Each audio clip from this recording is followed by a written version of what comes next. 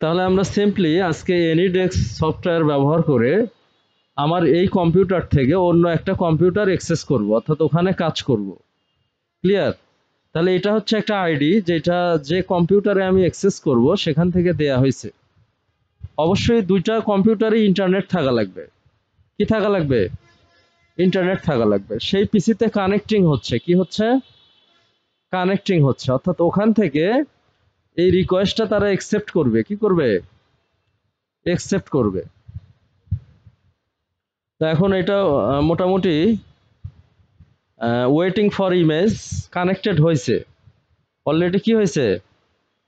Connected হয়েছে। হ্যাঁ,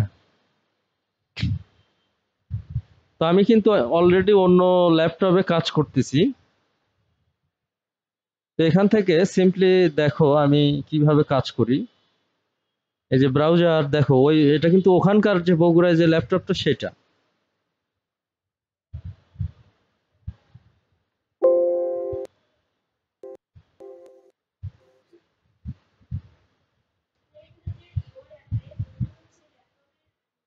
ওইটা একটা, ওখানেও একটা এনিডেস্ক সফটওয়্যার আছে, ওটাতে ক্লিক করলে ওই আইডিটা ওখানে দিবে। হ্যাঁ, হ্যাঁ,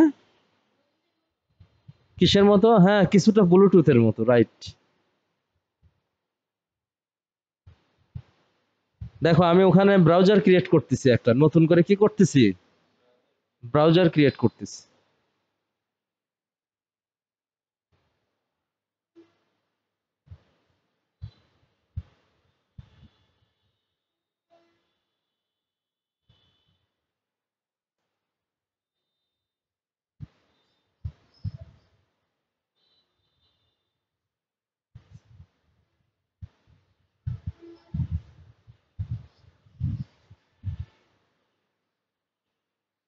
আরো একটা ব্রাউজার ক্রিয়েট করি। হ্যাঁ,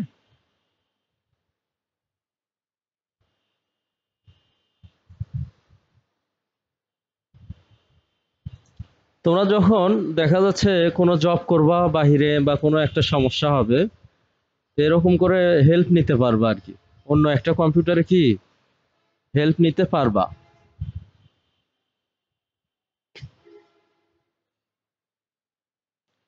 এইভাবে আমি এক কম্পিউটার থেকে আর এক কম্পিউটারে কি কাজ করতে পারবো।